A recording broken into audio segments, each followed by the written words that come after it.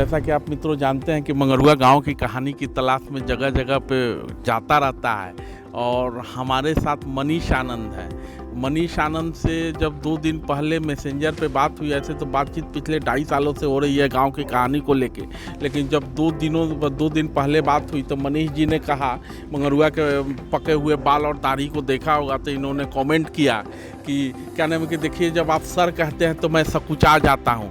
हम कहे कि आपको किसी ने शायद गलत ब्रीफ कर दिया है, मैं आपसे छोटा हूँ। तो मनीष आनंद जी से बतकही करते हैं और चलते हैं मधुबनी के उस गांव में जहां ये प्रयोग कर रहे हैं। मनीष जी जरा बताइए आपका गांव कौन सा है? मेरा गांव का नाम जरेल है, जो बेनीपट्टी ब्लॉक मधुबनी ज़िला में आता है।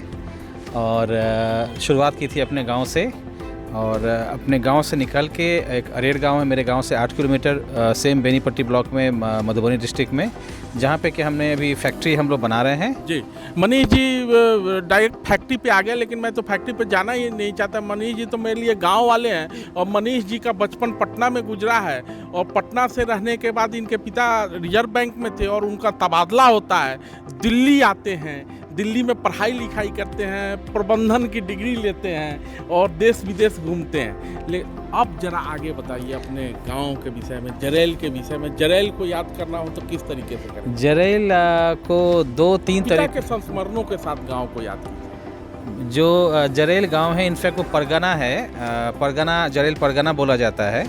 तो उस परगना में जो मेरा गांव है वो 2 चीज़ों से पहले विख्यात था। एक पहलवानी को लेकर और अब पढ़ाई को लेकर भी विख्यात है। पहले भी था, तो अब ये अब पहलवानी तो रही नहीं, तो अब ये पढ़ाई को लेकर है। और मुझे लगता है कि मेरे द्वारा अब वो जो है वो उद्यमशीलता की तरफ भी जो पहचाना जाएगा। मेरा गाँव कर रहे हैं गाँव में जाके? अभी गाँव बस पहुँचे ये कि ये था कि मैं शहरों की ज़िंदगी बहुत देख ली थी, लगा कि गांव जाते हैं, गांव गए तो अच्छा लगा। मतलब पॉल्यूशन फ्री ज़िंदगी, मतलब सिर्फ ये क्या बोलते हैं, एनवायरनमेंट का पॉल्यूशन नहीं था लोगों के।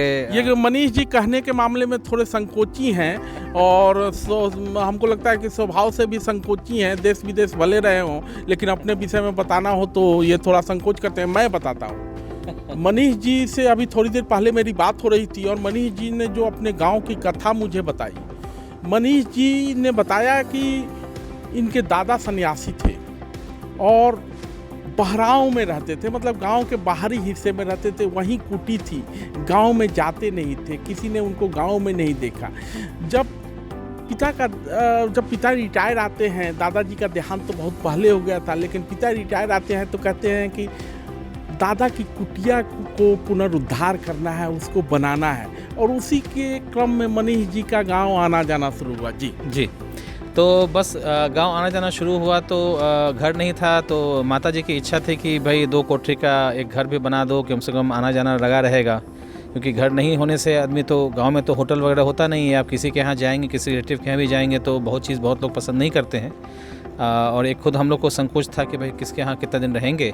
तो फिर हमने अपने हिसाब से इसको घर बनाया। जब घर बन गया तो घर बनने के बाद लगा कि अब घर बन गया है तो इसका देखभाल होगा, तो इसके लिए कुछ ऐसा रोज़गार ढूंढा जाए जहाँ मेरा आना जाना भी लगा रहे, घर का भी देखभाल होता रहे और गाँव भी तरक्की करे। ऑफकोर्स गाँव तरक्की करे, बिकॉज पर्पस यही था कि जब मैं नौकरी और बाकी चीज़ें मैं करता था तो ये देखा कि देश दुनिया तो डेवलप हो ही रहा है, हमारा क्षेत्र डेवलप नहीं हो रहा है। इनफैक्ट अब देखेंगे दिल्ली का शायद ही कोई ऐसा दफ्तर होगा जहाँ के बिहारी काम नहीं करता होगा। उस वक्त भी ऐसा ही था मोरलेस, चाहे वो अब चपरासी से लेकर IAS तक अब जो देखते हैं वो बिहारी होता ही होता है। हर ऑफिस में कोई ना कोई आपको मिल जाएगा बिहार का, लेकिन बिहार में बिहार नहीं था। तो आप कैसे समुद्र में आप प्यासे रह जाते हैं, समुद्र का पानी नहीं पीते, वही बिहार था। हम बिहार से बाहर तो जा रहे थे बट बिहार में कुछ नहीं था।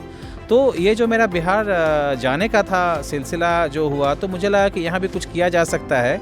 और मुझे हमेशा से थोड़ा सा चैलेंजिंग सब्जेक्ट जॉब लेने की हमेशा से मतलब उत्कंठा थी, और ये मैं मतलब प्रेफर करता हूँ कि कुछ चैलेंजिंग जॉब लूँ। तो उस जॉब में ये था कि भाई चलो गांव को डेवलप किया जाए, और मेरे ख्याल से कृषि से रिलेटेड व्यवसाय ही एक अच्छा हो सकता था गांव में, जो मैंने सोचा और मैं उसी तरफ आगे बढ़ा। जी क्या कर रहे हैं? हम लोग शुरुआत की थी हम लोगों ने मखाने के साथ। तो मखाना का खेती से लेकर उसका जो वैल्यू एडिशन, जिसको हम लोग कहते हैं वाटर टू प्लेटर अप्रोच, मतलब पानी का जो फल है, या इसको कहते हैं हम लोग बीज से लेकर बाज़ार तक और बाज़ार से लेकर घरों तक, हम लोग सारा काम करते हैं कि मखाना का खेती से लेकर प्रोसेसिंग करते हैं, उसके बाद उसमें वैल्यू ऐड करते हैं और उसको पैकेट करके कंज्यूमर ब्रांड कंज्यूमर पैक में उसको हम लोग बेचते हैं। जी, कौन सा ब्रांड है आपका? ब्रांड तो 10 हैं, लेकिन जो मेजर ब्रांड है वो मखाने का जो बहुत पॉपुलर है वो है मिथिला मखान। मखाना को एक्चुअली मखान ही बोला जाता है, तो इसलिए हमने मखान ही, बिकॉज मुझे लगा था कि अब जैसे राम को रामा कहते हैं, कृष्ण को कृष्णा, तो मखान दुनिया मखाना जानती है, तो हो सकता है ये मखाना ही चलता रहेगा। इनफैक्ट अभी भी लोग मखाना ही जाते हैं, मैं भी मखाना ही बोलता हूँ, but end of the day इसका जो नाम मखान है, तो हमने इसको मिथिला मखान के नाम से रजिस्टर्ड ब्रांड कराया और अब इसको GI टैग भी मिल गया है मिथिला मखाना के नाम से।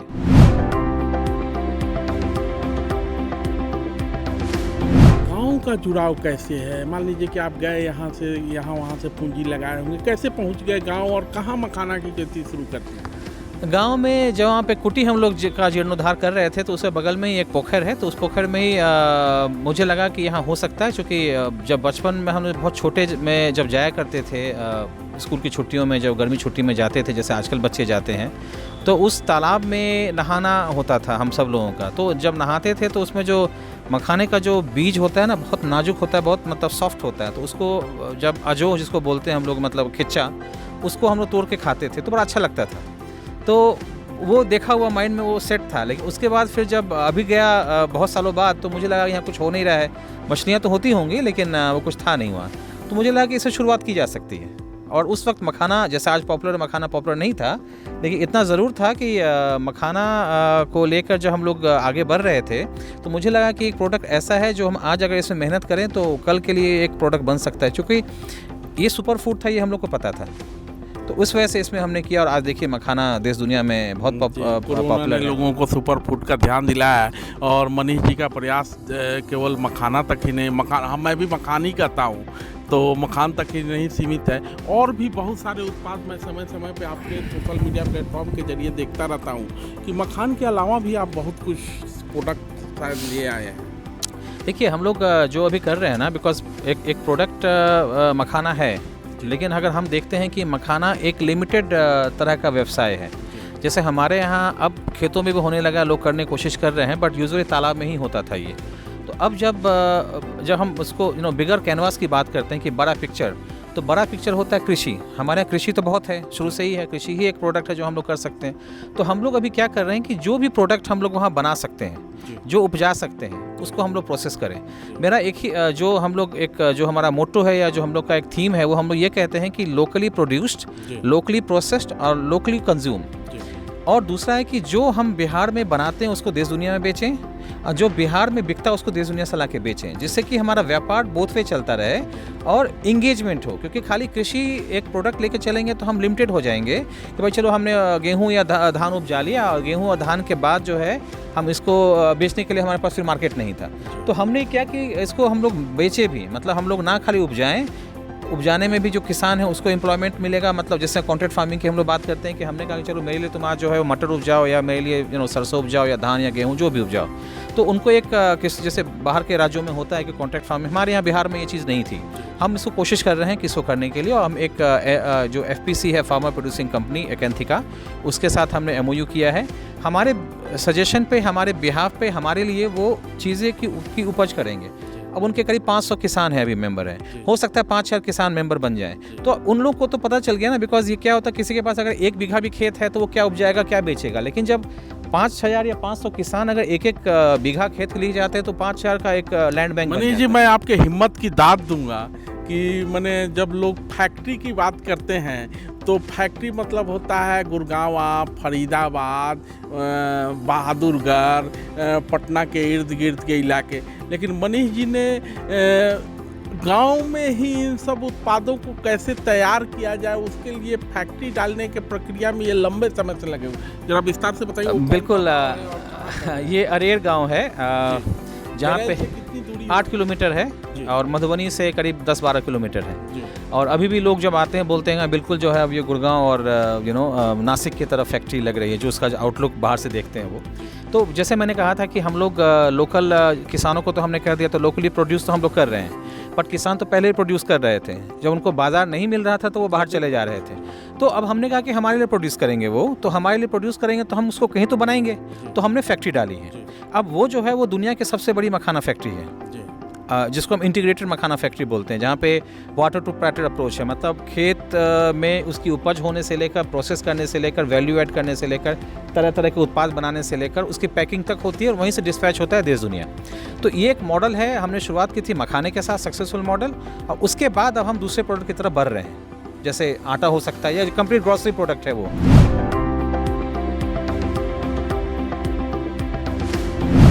देख रहे हैं कि गांव में भी फैक्ट्री लगाई जा सकती है। ना गांव केवल उत्पादन नहीं करता बल्कि जिस चीज़ का हम उत्पादन करते हैं उसको परिष्कृत भी करता है, बाजार तक भी पहुंचाता है। मनीष जी उस प्रयास में लगे हुए हैं और इनके प्रयास को पंचायत खबर का साथ हमेशा मिलता रहेगा। ये हमारी कोशिश होगी, गांव की कहानियों पे भी बात होगी, गांव में रोजगार पे भी बात होगी। और ये सारी प्रक्रिया शुरू हुई थी उस बाबा की कुटी पे, तो जरा बाबा को याद कीजिए और अपनी बोली में याद कीजिए, मिथिलांचल की बोली में याद कीजिए। नहीं तो बाबा हाँ, आप नहीं हैं, कैसे नहीं, वो कीजिए। हाँ बाबा अब नहीं छथि। बाबा इनफैक्ट हमारे पिताजी के पिताजी रहथिन। जी जौन पिताजी करीब 10 साल के रहथिन तो वो जे छे से संन्यास जीवन में आबि गेल रहथिन, मतलब गृहस्थ जीवन छोड़ देने रहथिन।